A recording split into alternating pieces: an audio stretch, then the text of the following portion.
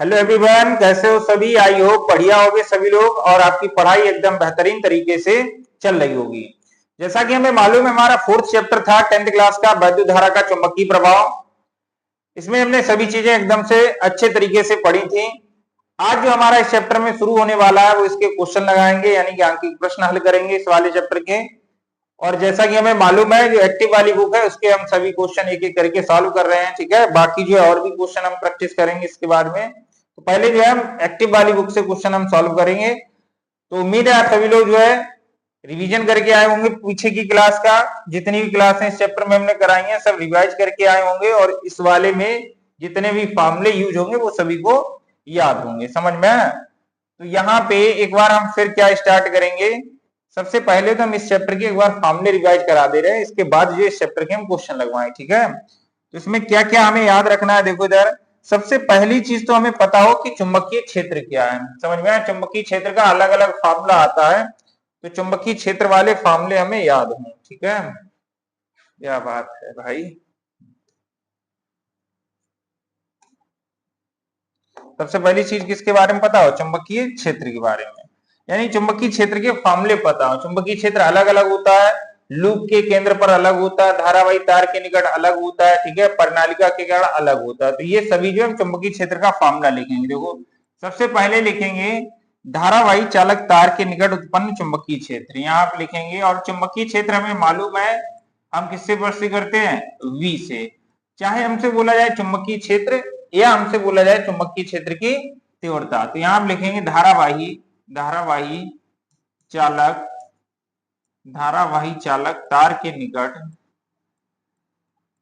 निकट धारावाही चालक तार के निकट उत्पन्न चुंबकीय क्षेत्र उत्पन्न चुंबकीय क्षेत्र। सबसे पहले तो मैं फॉर्मूले बताऊं। देखो धारावाही चालक तार के निकट उत्पन्न चुंबकीय क्षेत्र होता है V बराबर म्यू नॉट आई और अपॉन होता है 2 पाई आर। अगर हमसे बोला जाए किसी तार में धारा प्रवाहित हो रही, कुछ धारा का मान दे दिया जाए और हमसे बोला जाए उस तार से 3 मीटर की दूरी पर चुंबकीय क्षेत्र ज्ञात करना है, तो धारा आई लिख देंगे, आर लिख देंगे और म्यू नॉट का मान रख देंगे। म्यू नॉट का मान जो होता है वो हमने बताया था कितना होता है, 4 pi into 10 to the power minus का 7। ये हो गया पहला। दूसरा है वृत्ताकार धारावाही लूप के केंद्र पर उत्पन्न चुंबकीय क्षेत्र। वृत्ताकार धारावाही लूप के केंद्र पर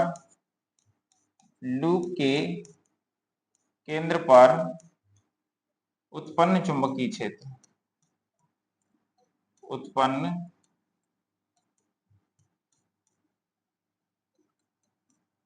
क्षेत्र V बराबर होता है इसमें म्यू नॉट आई अपॉन होता है 2 पाई, वो पाई नहीं होता, अपॉन होता है 2 r. Mu naught I upon क्या होता है 2 आर। अगर फेरों की संख्या दी जाए तो यहाँ पे एक और फॉर्मूला इसका बन जाएगा, इसी में यहाँ पे हो जाएगा। अगर फेरों की संख्या दी जाए तब इसका जो फॉर्मूला होगा वो क्या हो जाएगा, तब हो जाएगा। अगर मान लिया फेरों की संख्या दी गई तो हो जाएगा V बराबर म्यू नॉट एन आई और अपॉन क्या हो जाएगा 2 आर।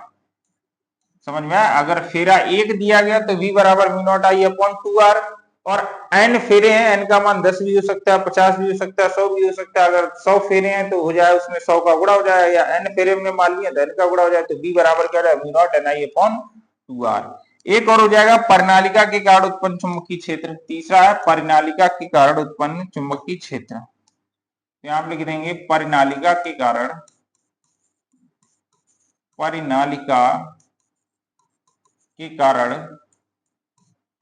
उत्पन्न चुंबकीय क्षेत्र। परिनालिका के लिए जो चुंबकीय क्षेत्र उत्पन्न होता है उसका फॉर्मूला होता है V बराबर म्यू नॉट एन आई। V बराबर क्या होता है, V बराबर होता है म्यू नॉट एन आई, जहां n जो है एकांक लंबाई में फेरों की संख्या। अगर हमसे बोला है एकांक लंबाई में फेरों की संख्या तो स्मॉल n लिखेंगे। इसका फार्मूला क्या होता है, एक और चीज इसमें परिनालिका के लिए एक और बन जाता है V बराबर म्यू नॉट और यहाँ पे होता है कैपिटल एन आई अपॉन क्या होता है एल। तो ये ऊपर वाला भी परिनालिका के कारण उत्पन्न चुंबकीय क्षेत्र का फार्मूला ये वाला भी है। अगर हमसे एकांक लंबाई दिया जाए तब फॉर्मूला कौन सा लगाएगा, ये लगाएंगे v बराबर म्यू नॉट एन आई, यानी एकांक लंबाई में फेरों की संख्या बोली जाए तो वो स्मॉल एन का मान है। अगर हमसे बोला जाए 2 मीटर लंबाई में फेरों की संख्या तो वो है कैपिटल एन का मान, ठीक है। 4 मीटर लंबाई में फेरों की संख्या तो वो किसका है, कैपिटल एन का मान। 50 मीटर लंबाई में फेरों की संख्या वो किसका मान है, कैपिटल एन का, तो कैपिटल एन लिख देंगे 50 फेरों की संख्या, कैपिटल एन बराबर मतलब जो है लिख देंगे जितने, जैसे हमसे बोला जाए 50 मीटर लंबाई में, 50 मीटर लंबाई में फेरों की संख्या 10 है, तो फेरों की संख्या 10 है, तो ये किसका मान है, कैपिटल एन का मान है 10। कितने मीटर लंबाई में, एल बराबर है 50 मीटर लंबाई में, ठीक है। अगर हमसे बोला एकांक लंबाई में फेरों की संख्या 10 है, तो एकांक लंबाई में फेरों की संख्या 10 है तो उसे हम किससे लिखेंगे, स्मॉल एन से, ठीक है। और एकांक लंबाई में फेरों की संख्या दी जाए तो हम ये फॉर्मूला लगाएंगे, अगर कुछ लंबाई दी जाए तब हमसे जो है ज्ञात करवाया जाएगा तो हम नहीं लगाएंगे। तो ये दोनों याद रखना है, v बराबर क्या है म्यू नॉट एन आई और v बराबर क्या है mu naught N I upon L. दो फॉर्मूले और हमें इसमें याद रखने हैं, कौन कौन सा याद रखना है, एक फॉर्मूला ये लिखना है हमें, तार पर लगने वाला चुंबकीय बल, तार पर लगने वाला, तार पर लगने वाला, तार पर लगने वाला चुंबकीय बल। जब कोई तार जो है चुंबकीय क्षेत्र में स्थित है, कोई धारावाही चालक तार है और धारावाही चालक तार किसमें स्थित है, चुंबकीय क्षेत्र में स्थित है, तो उस पर बल लगता है F बराबर I B L sine theta. ये हमने सब लिखे हुए हैं, सब फॉर्मूले लिखे हुए हैं, ठीक है। और एक समान चुंबकीय क्षेत्र में कोई आवेशित कण है, तो गतिमान आवेशित कण पर लगने वाला बल क्या हो रहा है, गतिमान आवेशित कण पर, गतिमान आवेशित, गतिमान आवेशित कण पर लगने वाला बल, लगने वाला बल, गतिमान आवेशित कण पर लगने वाला जो बल है वो हुआ F बराबर q v v sine theta. F बराबर I B L sine theta भी चुंबकीय बल का फॉर्मूला है और F बराबर q v v sine theta भी किसका फॉर्मूला है, चुंबकीय बल का फॉर्मूला है। अब ये कब लगेगा, ये तब लगेगा जब आवेशित कण पर लगने वाला चुंबकीय बल ज्ञात करवाया जाए, और ये तब लगेगा जब हमसे बोला जाए कि तार जो है चुंबकीय क्षेत्र में स्थित है उस पर लगने वाला बल ज्ञात करना, ठीक है। एक और इसमें याद रखना है, वैसे इसमें है तो नहीं लेकिन एक दो क्वेश्चन दे दिया है, एक क्वेश्चन वैसे जो है इस वजह से हम दिखाई दे रहे हैं कि प्रेरित वैद्युत वाहक बल, प्रेरित वैद्युत, प्रेरित वैद्युत वाहक बल, प्रेरित वैद्युत वाहक बल को हम प्रस्तुत करते हैं ई से, और ई बराबर होता है N delta phi upon delta T. अगर हमसे प्रेरित वैद्युत वाहक बल पूछा जाए, ज्ञात करवाया जाए, तो प्रेरित वैद्युत वाहक बल का फॉर्मूला क्या होता है, ई बराबर N delta phi upon delta T. E बराबर क्या है, N delta phi upon delta T. ये फॉर्मूले एक बार लिख लो, रिवाइज कर लो, बस यही वाले फॉर्मूले लगेंगे, इसके अलावा जो है, इसके अलावा और तो फॉर्मूले इसमें यूज नहीं होंगे, ठीक है। ये अच्छे से हमें सभी फॉर्मूले याद हों, ठीक है। बाकी देखेंगे क्या आ रहा है आगे, ठीक। अब क्वेश्चन हम पहला देखेंगे, नोट कर लेंगे सभी लोग, जो है कॉपी पे नोट भी कर लेंगे। जब हम ये मतलब जो है न्यूमेरिकल लगाएंगे कॉपी पे, तो सबसे पहले जो है लिखे, तो ये एक बार हमारे पहले से ही है, लेकिन जब हम क्वेश्चन लगाना स्टार्ट करेंगे तो हम एक बार ये सभी फॉर्मूले नोट करेंगे, इसके बाद लगाएंगे, ठीक है। तो तार के निकट उत्पन्न चुंबकीय क्षेत्र क्या है, V बराबर mu naught I upon 2 pi r, और कुंडली लूप के केंद्र पर उत्पन्न चुंबकीय क्षेत्र क्या है, V बराबर म्यू नॉट आई अपॉन 2 आर। इसमें 2 आर होता है, इसमें क्या होता है 2 पाई आर होता है, इतने याद रखना। तार में अपॉन में होता है 2 पाई आर, और वृत्ताकार लूप में अपॉन में क्या होगा 2 आर। फेरों की संख्या अगर बोल दिया जाए 2 फेरे हैं, एक फेरा है तो सिर्फ ऐसे ही हो जाएगा, 2 फेरे हैं, 3 फेरे हैं, 4 फेरे हैं, बस इसमें जो है फेरों की संख्या का गुणा हो जाए, n फेरे हैं तो हमने किसका गुणा कर दिया, n का गुणा कर दिया, ठीक है। अब क्वेश्चन हम स्टार्ट करेंगे। इसमें पहला क्वेश्चन क्या है, पढ़ेंगे, देखेंगे क्या है इसमें, क्या पूछा गया है। इसमें बोला गया है एक चुंबकीय क्षेत्र V के लंबवत रखे तार में, तो लंबवत तार रखा है, तार जो है वो कैसे रखा है, लंबवत रखा है। अब तार जो है लंबवत रखा है, तो लंबवत रखा है, इसका मतलब जो है थीटा बराबर कितना अंश हो गया, थीटा बराबर हो गया 90 अंश। सीधी सी बात ये है, लंबवत रखा है। कितना मीटर लंबा तार है, 1 मीटर लंबा तार है, यानी लंबाई L बराबर कितना हो जाएगी, लंबाई L बराबर हो जाएगा यहाँ पे 1 मीटर। 2 एम्पियर की धारा प्रवाहित हो रही, धारा को हम I से प्रस्तुत करते हैं, धारा I बराबर कितना एम्पियर हो गया, धारा I बराबर हो गया 2 एम्पियर। प्रवाहित करने पर उस पर 4 न्यूटन का बल लगता है, तो F बराबर कितने न्यूटन का लगता है, 4 न्यूटन का उस पर क्या लग रहा है, 4 न्यूटन का उस पर लग रहा है बल।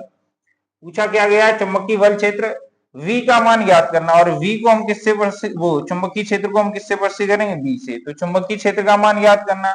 हमने बताया था कोई तार जो है अगर चुंबकीय क्षेत्र में लगे रखा होगा तो उस पर कितना बल लगेगा, F बराबर IBL, और यहाँ पे क्या होगा, साइन थीटा। अगर कोई तार जो है वो चुंबकीय क्षेत्र में रखा है तो तार अगर चुंबकीय क्षेत्र में जो रखा है उस पर बल कितना लगेगा, F बराबर IBL साइन थीटा। और आवेश अगर चुंबकीय क्षेत्र में गतिमान है तो क्या लगेगा, QVB साइन थीटा। तो मान रख देंगे इसमें हम क्या रख देंगे, मान। F का मान हमें ज्ञात नहीं करवाया क्योंकि F का मान दिया गया। इसमें से इतनी चीजें हैं, 1 2 3 4, 4 चीजें हैं। अब 4 चीजें में जरूरी थोड़ी ना F पूछा जाए, हो सकता है F का मान दे दिया जाए, I का मान पूछ लिया जाए और B और L का मान दे दिया जाए। इनमें से 4 में से कोई 3 चीज दे दी जाए, 1 का मान हमसे पूछा जा सकता है। ऐसे ही दिया गया, इनमें 3 चीजों का मान दिया गया, थीटा का भी मान दिया गया और हमसे B का मान पूछ लिया गया। तो F का मान रखेंगे, F बराबर कितना, F का मान है 4 बराबर, I का मान कितना है 2, I के बाद V का मान हमें ज्ञात करना नहीं दिया गया, L का मान कितना है 1 है, और यहाँ पे क्या हो जाएगा साइन 90, और साइन 90 का मान कितना हो जाएगा 1 हो जाएगा। 2 से ये कट जाएगा, 2 दूनी क्या हो जाएगा 4, तो V उधर बचेगा, तो V बराबर कितना बचेगा 2 न्यूटन। साइन 90 का मान कितना हो जाएगा, वो न्यूटन नहीं आएगा क्योंकि चुंबकीय क्षेत्र है। चुंबकीय क्षेत्र का मात्रक क्या है, न्यूटन एम्पियर, न्यूटन प्रति एम्पियर स्क्वायर। इसका मात्रक होता है न्यूटन प्रति एम्पियर मीटर।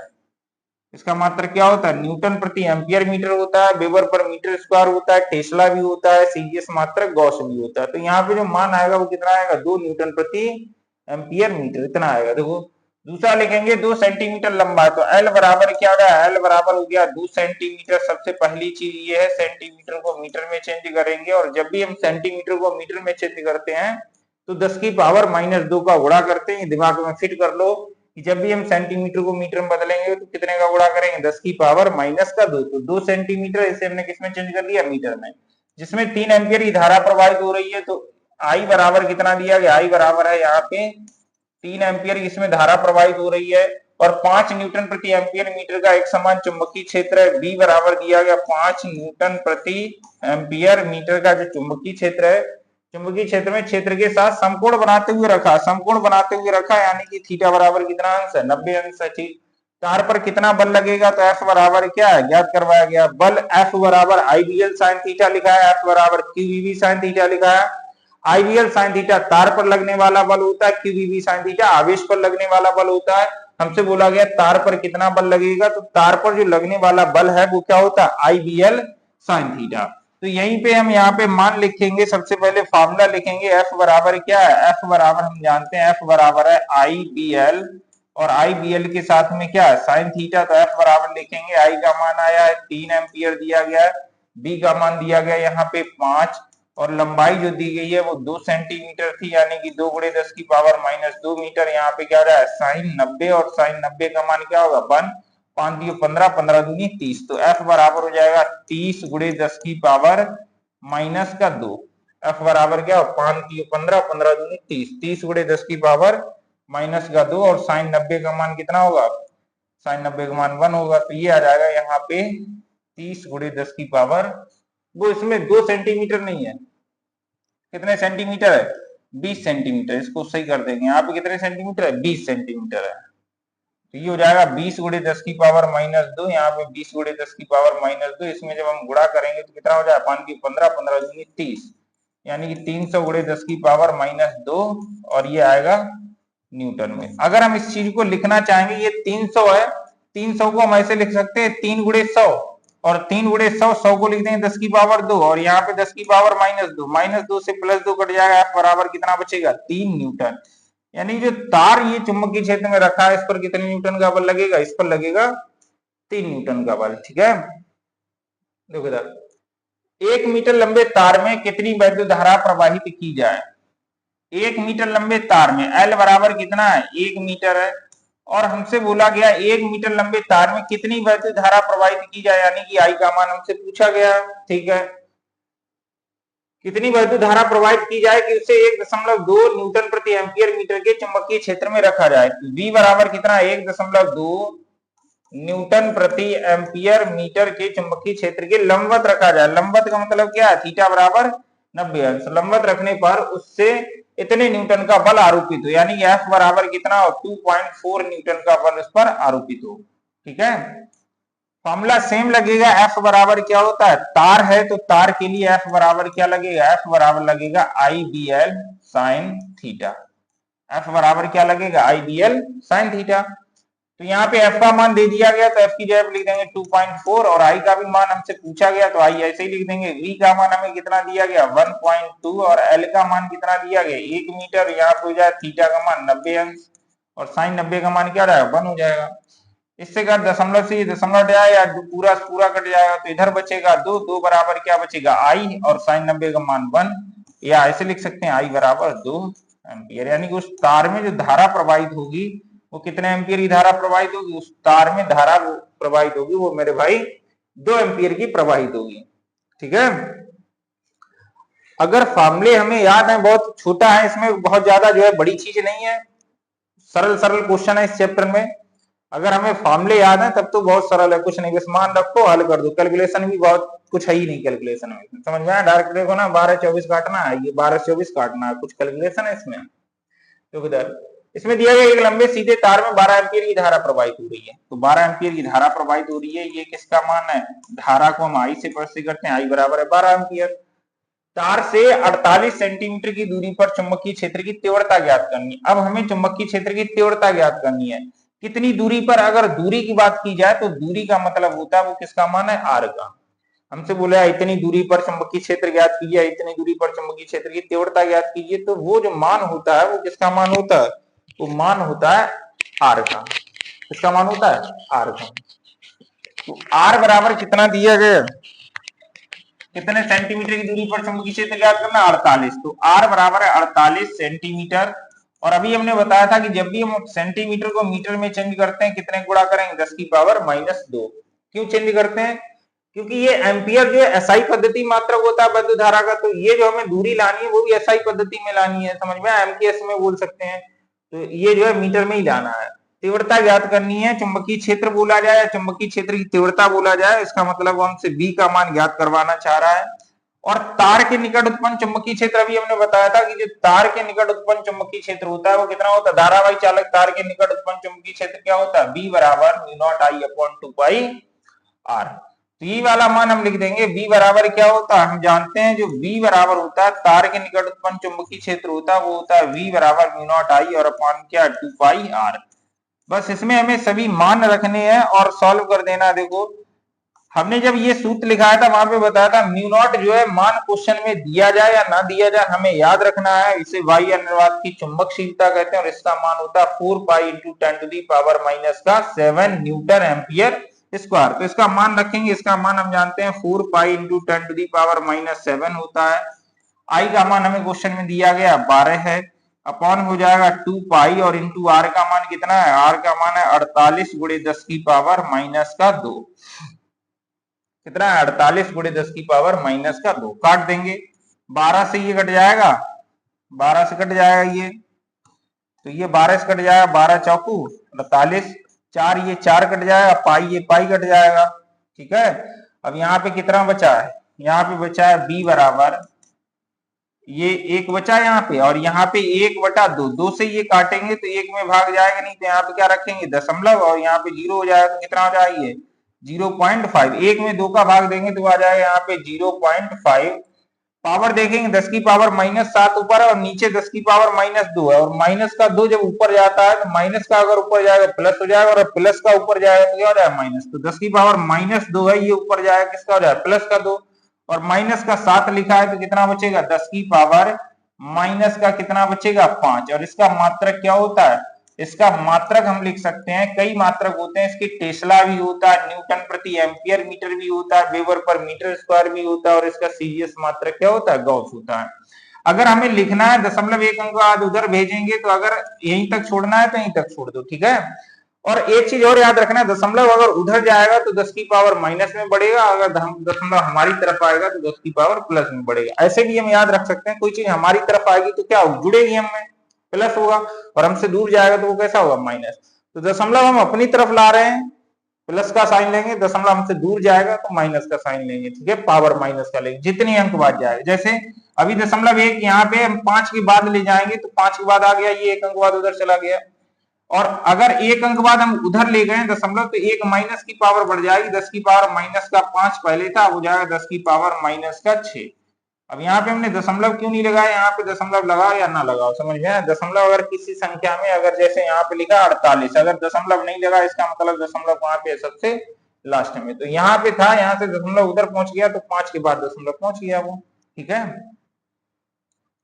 देखो अगला क्वेश्चन, अगला क्वेश्चन है 30 फेरों वाली एक वृत्तीय कुंडली की त्रिज्या 15 सेंटीमीटर। तो फेरों की संख्या हमने बताया था किससे लिखते हैं, एन से, तो एन बराबर है 30 फेरे, और ये कुंडली है और कुंडली की त्रिज्या कितनी है 15 सेंटीमीटर। हमें मालूम है त्रिज्या हम किससे वर्षी करते हैं, आर से, आर बराबर है 15 सेंटीमीटर। फिर इस 15 सेंटीमीटर को मीटर में चेंज करेंगे, हमने मालूम है कि जब हम सेंटीमीटर को मीटर में चेंज करते हैं कितने गुणा करते हैं, 10 की पावर -2।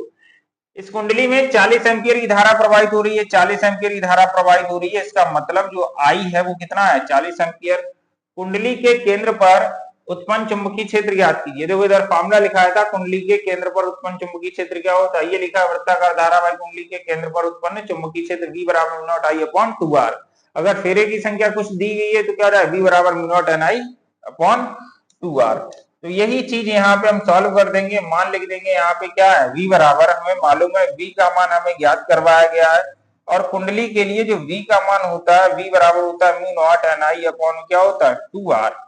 बस मान रखेंगे म्यू नॉट का, अभी हमने क्या मान रखा था वही मान रखेंगे, ये नियतांक है, इसका मान कितना होता है म्यू नॉट का 4 pi into 10 to the power minus का 7, एन का मान कितना है 30 और आई का मान कितना है 15, वो आई का मान है 40, आई का मान कितना है 40 अपॉन क्या होता है 2 और इंटू में क्या है आर, 2 इंटू क्या होगा आर, और आर का मान कितना है 15 गुणे 10 की पावर -2, 15 15 दूनी 30, 30 से ये 30 कट जाएगा। अब ऊपर कितना बचेगा, ऊपर बचा है 4 और ये 40, 40 का 4 में गुणा करेंगे 160। V बराबर अगर लिखेंगे या मान लिख देंगे, ये 4 है तो ये 4 लिख दिया, पाई का मान लिखेंगे 3.14, पाई का मान 3.14 लिख दिया, ठीक। 10 की पावर -2 है, ऊपर जाएगा प्लस का हो जाएगा, माइनस का 7 है, 7 में से 2 जाएगा, माइनस का 5 बचेगा, तो यहाँ पे जाएगा 10 की पावर -5 और इसके साथ में बचा है 40, और इतना टेस्ला आएगा, इतने टेस्ला का चुंबकीय क्षेत्र आएगा। इसमें गुणा करके हम बस जो लिख देंगे, देखो इधर क्या गुणा करेंगे, इसका इसमें और इसका इसमें, या हम पहले 40 का 4 में करेंगे, 4 चौकू कितना हो जाएगा 16, 40 चौकू 160, ठीक है 160 हो गया, और 160 हम गुणा किसका कर देंगे 3.14 का, पावर कितना रहेगा 10 की पावर -5। अब यहाँ पे b बराबर अगर लिखेंगे तो इसका इसमें गुणा करेंगे, देखो इसका इसमें गुणा करेंगे तो सबसे पहले इसमें एक जीरो लिखा है, एक जीरो लिख दिया है, 16 चौकू कितना हो जाएगा 64, 64 यहाँ पे हो जाएगा 4, यहाँ पे आ जाएगा 6, 16 एकम 16, 16 और 6 कितना हो जाएगा 16 6 22, यानी कि यहाँ पर जाएगा 2, हासिल लगा 2, 16 एकम 16, 16 और 2 कितना हो जाएगा 16 और 2 हो जाएगा 18, 16 2 कितना हो जाएगा वो 16 तिया 48, 16 तिया 48, एक थोड़ी नहीं करना, 16 का 3 में करना, 16 तिया 48, 48 और 2 कितना हो जाएगा 50, 48 2 50 हो गया। पावर कितने अंक बाद आएगी 1 2, 2 अंक बाद पावर आ जाएगा, यानी 502.40 गुणे 10 की पावर -5। हमने बताया दशमलव अगर हम अपनी तरफ लाएंगे पावर किसमें बढ़ेगा प्लस में, दशमलव हमसे दूर जाएगा तो पावर किसमें बढ़ेगा माइनस में। अभी दशमलव यहाँ पे अगर हम 2 अंक बाद इधर ले आए, यानी कि 1 के बाद यहाँ पे अगर हम 2 अंक बाद इधर ले आए तो 5.024 हो गया। कितने अंक बाद लाए हम इधर 2 के बाद था, और इधर ले आए तो 2 अंक लाए, 2 प्लस का पावर बढ़ जाएगा, माइनस का 5 है तो क्या बचेगा 10 की पावर -3, और यहाँ पे क्या बचेगा टेस्ला, ठीक है। ये -3 कहां से आ गया, क्योंकि हम 2 अंक बाद इधर लाए तो 10 की पावर +2 बढ़ गया, और 5 माइनस का +2 बढ़ गया, तो 5 में से 2 जाएगा 3 बचेगा, वो भी किसका बचेगा माइनस का। तो ये वाला हो गया हमारा इसका जो है सॉल्यूशन, ठीक है। साथ साथ में समझते जाएंगे, साथ साथ में एकदम से अच्छे से लिखते जाएंगे। देखो 10 सेंटीमीटर त्रिज्या, तो त्रिज्या 10 सेंटीमीटर है, आर बराबर क्या लिखेंगे 10 सेंटीमीटर, फिर से वही काम करेंगे, सेंटीमीटर को मीटर में चेंज करेंगे, 10 की पावर -2 का गुणा करेंगे। वृत्तीय धारावाही लूप के केंद्र पर चुंबकीय क्षेत्र की तीव्रता ज्ञात करनी है, वृत्ताकार धारावाही लूप के केंद्र पर हमें ज्ञात करनी है चुंबकीय क्षेत्र की तीव्रता, जबकि लूप में 100 एम्पीयर की धारा प्रवाहित हो रही है, यानी कि आई बराबर कितना एम्पीयर है 100 एम्पीयर जो लूप में धारा प्रवाहित हो रही है, V का मान ज्ञात करना है। और लूप के निकट या लूप के केंद्र पर उत्पन्न चुंबकीय क्षेत्र जो होता है वो क्या होता है, V बराबर म्यू नॉट आई अपॉन क्या होता है 2r। V बराबर म्यू नॉट आई अपॉन क्या होता है 2r। अगर फेरों की संख्या दी गई है तो V बराबर mu naught N I upon 2r हो जाएगा। अब इसमें फेरों की संख्या नहीं दी गई है, इसमें एकल फेरा है, यानी कि कितना फेरा है, एक है, n का मान 1 हो जाएगा, इस वजह से हम नहीं लिखेंगे। लिखना है तो एकल फेरा n बराबर 1 लिख दो, तो V बराबर mu naught N I upon 2r, तो ये हो जाएगा। अब वही वाला फॉर्मूला लगाएंगे और मान इसको हल करेंगे। म्यू नॉट का मान हमने बताया कितना रखेंगे 4 pi into 10 to the power -7, और आई का मान कितना दिया गया, आई का मान है 100 अपॉन हो जाएगा 2 इंटू आर का मान कितना, आर का मान है 10 गुणे 10 की पावर -2। आर का मान कितना है 10 गुणे 10 की पावर -2। जो चीजें कटेंगी उन चीजों को काट देंगे, जो चीजें नहीं कटेंगी उन चीजों को हम ऐसे ही लिख देंगे। एक जीरो से ये वाला जीरो कट गया, ठीक है। इसके बाद 2 से ये 4 कट जाएगा। अब यहाँ पे कितना बचा है, b बराबर बचा ये वाला 2 बचा है कटा हुआ, पाई बचा है, पाई का मान लिख देंगे, पाई का मान है 3.14, पाई का मान रख दिया, ठीक है। 10 की पावर -2 ऊपर जाएगा प्लस का और 7 माइनस का है, और 1 10 ये बचा है, ठीक है। तो यहाँ पे लिखेंगे 10 की पावर -7 इंटू 10 की पावर -2 ऊपर जाएगा प्लस का हो जाएगा 10 की पावर -2, ठीक। 10 की पावर -2 प्लस का हो जाएगा, और 1 10 की पावर प्लस का, ये तो प्लस का 2 और 1 कितना हो जाएगा 3, तो 10 की पावर 3 हो जाएगा प्लस का। तो b बराबर लिखेंगे, इसका इसमें गुणा करेंगे तो हो जाएगा 6.28, 3.14 का 2 में गुणा करेंगे आएगा 6.28। 10 की पावर 7, 7 में से 3 जाएगा तो 10 की पावर बचेगा -4। मात्रक क्या आएगा इसका, टेस्ला लिख सकते हैं। टेस्ला के साथ साथ हम वेबर प्रति मीटर स्क्वायर या न्यूटन प्रति एम्पियर मीटर भी लिख सकते हैं। तो ये वाला जो है हमारा जो इस क्वेश्चन का क्या हुआ सॉल्यूशन है, ठीक है। देखो अगला क्वेश्चन, इस वाले में दिया किसी प्रत्यावर्ती धारा की आवृत्ति क्या होगी। हमसे आवृत्ति पूछी गई है, तो आवृत्ति हमसे पूछी गई है और आवृत्ति को हम प्रस्तुत करते हैं n से। ये पॉइंट समझ लो, यहाँ पे आवृत्ति पूछी गई है और आवृत्ति हम किससे प्रस्तुत करते हैं, n से। n बराबर है क्वेश्चन मार्क, और हमसे बोला गया इसकी प्रत्येक कितने सेकंड के बाद जो है दिशा क्या हो जाती है, परिवर्तित हो जाती है। देखो इधर ये समझने वाली चीज है, यहाँ पे हमें जो है प्रत्यावर्ती धारा की आवृत्ति पूछी गई है। क्या पूछी गई है, प्रत्यावर्ती धारा की आवृत्ति। ये होती है प्रत्यावर्ती धारा, ऐसे ऐसे चलती है, ऐसे ऐसे कौन सी धारा चलती है, प्रत्यावर्ती धारा। और आवृत्ति क्या होती है, आवृत्ति होती है आवर्तकाल का व्युत्क्रम। आवृत्ति n बराबर होता है 1/t। आवृत्ति क्या होती है, n बराबर 1/t। अब ये t क्या है, अब ये प्रत्यावर्ती धारा ऐसे चलती है, तो यहां से लेकर के यहां तक आधा चक्कर हुआ है और यहां से लेकर के यहां तक आधा चक्कर हुआ है। तो प्रत्यावर्ती धारा का जो पूरा चक्कर हुआ है वो यहां से लेकर के यहां तक एक पूरा चक्कर हुआ है, और एक पूरा चक्कर करने में जितना समय लगता है उस समय को क्या बोला जाता है, आवर्तकाल। समझ में आया। और आधे चक्कर के बाद दिशा बदल जाती है, यानी इतना चक्कर है फिर यहाँ पे दिशा क्या हो गई, बदल गई। तो यही बोला गया यदि इसकी दिशा प्रत्येक इतने सेकंड के बाद बदल जाती है, यानी कि यहां से यहां तक जाने में प्रत्यावर्ती धारा को कितना समय लगता है, 0.01। तो आधा इतने में 0.01 लगता है, तो इधर वाले में भी क्या जाएगा 0.01। तो अगर टोटल समय यहां से यहां तक निकालें तो क्या हो जाएगा 2 इंटू 0.01, यानी यहां से लेकर के यहां तक पूरे आधे चक्कर का समय ये दिया गया। आधे चक्कर बाद दिशा बदलती है और आधे चक्कर का समय ये दिया गया।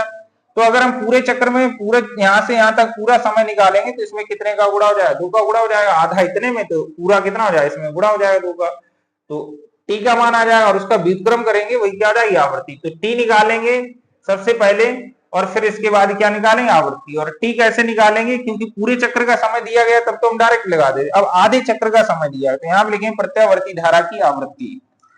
यहाँ पे लिखेंगे प्रत्यावर्ती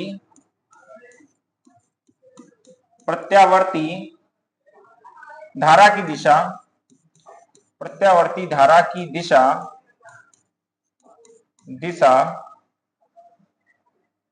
0.01 सेकंड में 0.01 सेकंड में बदल जाती है। और बदलती कब है, आधे चक्र के बाद बदल जाती है। अतः लिखेंगे प्रत्यावर्ती धारा की, अतः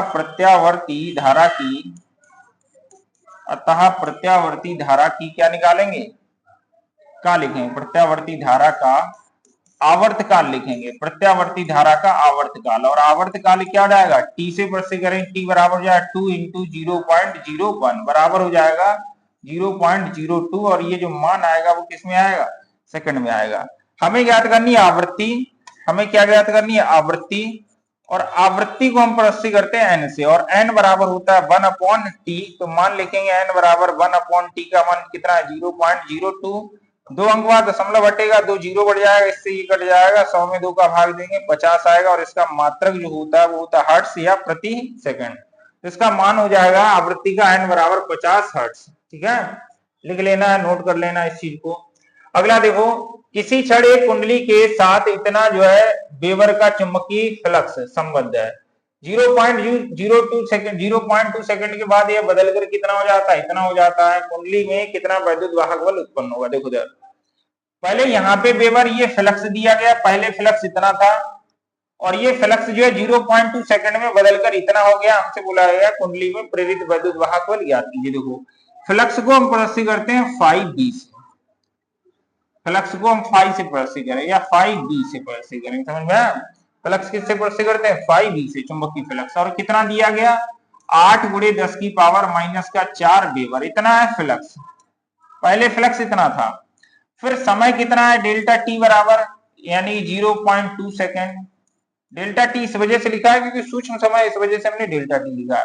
इतने समय के बाद फ्लक्स जो है कितना हो गया, 4 × 10⁻⁴, यानी कि जो फ्लक्स है 5b जो है इतने समय के बाद कितना हो गया, 4 × 10⁻⁻⁴ वेबर। हमसे बोला गया प्रेरित वैद्युत वाहक बल ई का मान ज्ञात करना। देखो पहले फ्लक्स 5b1 मान लेंगे, बाद वाला फ्लक्स 5b2 मान लेंगे। पहले फ्लक्स 5b1 बराबर था 8 × 10⁻⁴, बाद में फ्लक्स 0.2 सेकंड के बाद फ्लक्स 5b2 बराबर कितना हो गया, 4 × 10⁻⁻⁴। ई का मान ज्ञात करना है, और ई का हमने फॉर्मूला बताया था, ई बराबर होता है delta phi upon delta T. E बराबर क्या होता है, delta phi upon delta T. अगर फेरों की संख्या दी गई होती तो यहां पर लिख देते ई बराबर N delta phi upon delta t. इसमें कहीं फेरों की संख्या की बात नहीं की गई है, तो यहाँ पे क्या लिखेंगे, ई बराबर delta phi upon delta T. अब delta phi upon delta T अगर हम लिखेंगे तो ई बराबर क्या हो जाएगा, देखो इधर, या यहाँ पे ई बराबर हो जाएगा फाई। डेल्टा फाई का मतलब है फ्लक्स में परिवर्तन, डेल्टा फाई का मतलब क्या, फ्लक्स में परिवर्तन। और फ्लक्स में परिवर्तन अगर लिखेंगे तो फ्लक्स में परिवर्तन का फॉर्मूला क्या है, फ्लक्स में परिवर्तन अगर लिखेंगे तो हो जाएगा φ1 φb1 माइनस का φb2। फ्लक्स में अगर हम परिवर्तन निकालेंगे तो फ्लक्स में परिवर्तन क्या रहेगा, φb1 माइनस का क्या होगा, φb2, और अपॉन में क्या होगा, डेल्टा टी। ई बराबर क्या हो जाएगा, φb1 माइनस φb2।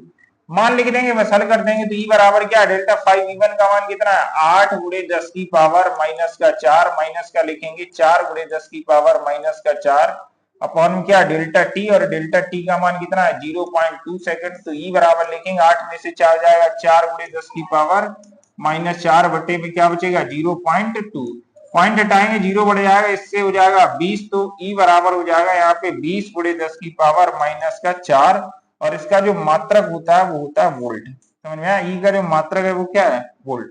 इसका मान आएगा 20 × 10⁻⁻⁴ वोल्ट। अगर मिली वोल्ट में चेंज करेंगे तो मिली वोल्ट हो जाएगा, 10⁻³ का गुणा कर दिया जाएगा तो वो आ जाएगा मिली वोल्ट में। ठीक है, यहीं तक रखो, आंसर बढ़िया हमारा। ठीक है, हमारा जो आंसर आया वो किसमें आया, वोल्ट में आया। देखो इधर ये क्वेश्चन देखो, एक तांबे की बंद कुंडली से 10 वेबर चुंबकीय फ्लक्स बल रेखाएं गुजर रही हैं तथा कुंडली में 100 वोल्ट का प्रेरित वैद्युत वाहक बल है। कुंडली में फेरों की संख्या ज्ञात कीजिए। देखो इधर ये फ्लक्स का मान दिया गया, और फ्लक्स को हम किससे प्रश्न करेंगे, 5b से। 5b बराबर दिया गया 10 वेबर, और ई कितना है, ई बराबर है 10 100 वोल्ट, 100 वोल्ट।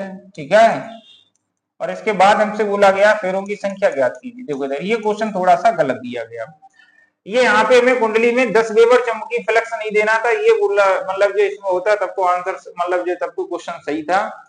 अगर इसमें हमसे बोला जाता कि कुंडली में फ्लक्स में परिवर्तन है 10 वेबर पर सेकंड, ठीक है, फ्लक्स में परिवर्तन ऐसे लिख देंगे, तांबे की बंद कुंडली से 10 वेबर पर सेकंड, 10 वेबर पर सेकंड चुंबकीय फ्लक्स है, 10 वेबर पर सेकंड जो है चुंबकीय 10 वेबर पर सेकंड चुंबकीय फ्लक्स में परिवर्तन है। चुंबकीय फ्लक्स में परिवर्तन हो रहा है तथा कुंडली में हो रहा है। ठीक है, इतना लिख देना है। एक तांबे की बंद कुंडली से 10 वेबर पर सेकंड चुंबकीय फ्लक्स में परिवर्तन हो रहा है तथा कुंडली में फेरों की संख्या इतनी है, इतना मान ज्ञात करना है। अब जो फ्लक्स में परिवर्तन होता है वो फ्लक्स में परिवर्तन मतलब होता है delta phi upon delta T, और delta phi upon delta T कितना दिया गया 10 वेबर पर सेकंड। समझ में आया? वो मैंने अपनी तरफ से नहीं किया क्योंकि वो क्वेश्चन गलत है, ऐसे लगाएंगे लगेगा ही नहीं। समझ में आया? इस वजह से वो मान गलत दिया गया, तो इतना याद रख लेना है। ये delta phi upon delta t इतना दिया गया। वैद्युत वाहक बल कितना दिया गया 100 वोल्ट, तो यहाँ पे वैद्युत वाहक बल लिख देंगे, वो कितना है 100 वोल्ट। मान हमें एन का ज्ञात करवाया और एन बराबर अभी हमने बताया था कि ई का जो फॉर्मूला होता है ई बराबर क्या होता है एन डेल्टा फाई अपॉन क्या होता है डेल्टा टी। पीछे हमने ई बराबर ऐसे ही लगाया था delta phi upon delta t को इस वजह से लगाया क्योंकि फेरों की संख्या नहीं है, जहां पे फेरों की संख्या नहीं दी जाती है इसका मतलब वहां पे एक फेरा एन का मान 1 हो जाता है, इस वजह से हम एन का मान नहीं लिखते। तो ई बराबर होता है एन डेल्टा फाई अपॉन क्या होता है डेल्टा टी। मान लिखेंगे यहाँ पे ई का मान कितना दिया है, ई का मान है 100 बराबर एन का मान तो हमें ज्ञात करना delta phi upon delta t का मान है 10, 10 ढाई कितना हो जाएगा 100, यानी कि उस कुंडली में जो फेरों की संख्या है वो कितने फेरे है 10 फेरे हैं। उस कुंडली में जो फेरे हैं मेरे भाई, उस कुंडली में कितने फेरे हैं टोटल जो है 10 फेरे। एन बराबर हो जाएगा वहां पे 10 फेरे। सरल क्वेश्चन है, सॉल्व कर लो एकदम फटाफट। देखो अगला क्वेश्चन देखेंगे हम। इसमें दिया गया है 2 किलोवाट अनुपातांक की तापन युक्ति। एक तापन युक्ति है जिसकी जो सामर्थ्य है वो कितनी है 2 किलोवाट है, और बोला गया वैद्युत परिपथ में जोड़ी गई है, घरेलू वैद्युत परिपथ में जोड़ी गई है जो कितने वोल्ट विभवांतर है 220 वोल्ट विभवांतर है, और 500 अनुमतांक के साथ जोड़ा जाता है। कितने अनुमतांक के साथ जोड़ा जाता है 500 अनुमतांक के साथ में जोड़ा जाता है। तो यहाँ पे सबसे पहली चीज लिखेंगे यहाँ पे तापन युक्ति, व्याख्या कीजिए क्या परिणाम हो सकते हैं। तो यहाँ पे सबसे पहले लिखें तापन युक्ति, जो मान दिए गए वो लिखेंगे सबसे पहले। तापन युक्ति का अनुमतांक, तापन युक्ति का अनुमतांक जो है वो कितना है 2 किलोवाट।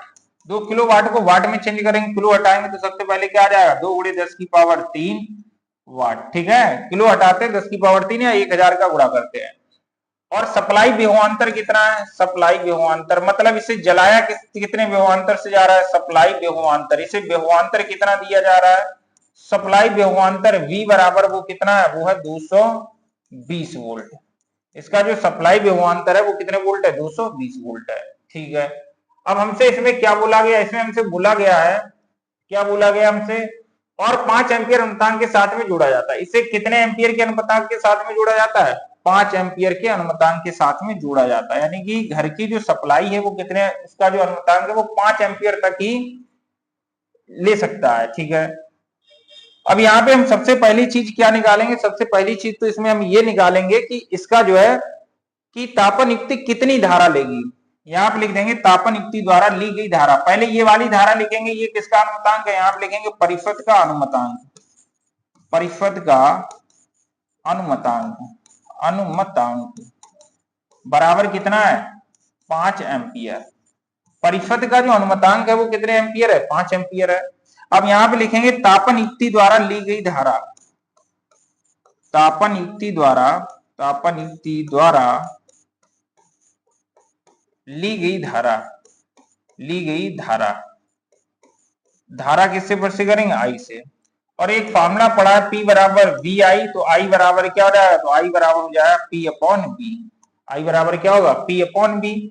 तो I बराबर अगर लिखेंगे P का मान कितना दिया गया, P का मान आया ये अनुपातांक ये कितना का 2 × 10⁻³ P हो गया। V का मान लिखेंगे V बराबर कितना है 220 वोल्ट, या हम ऐसे लिख सकते हैं यहाँ पे 2 से काट देंगे, 2 एकम 2, 2 एकम 2 110 हो गया, ये इससे कट जाएगा 220 110 हो जाएगा।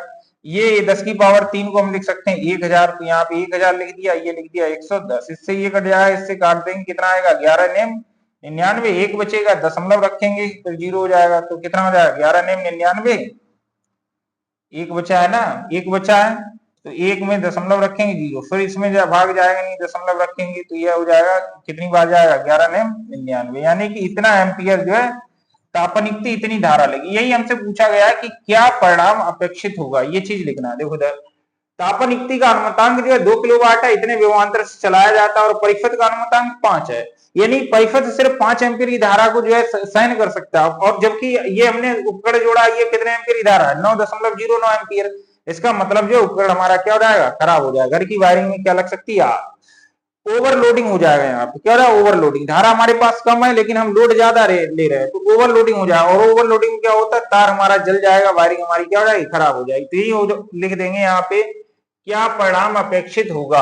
अपेक्षित परिणाम क्या क्या हो सकते हैं, अपेक्षित परिणाम पहला यही होगा, फ्यूज जो होगा वो क्या हो जाएगा, जल जाएगा।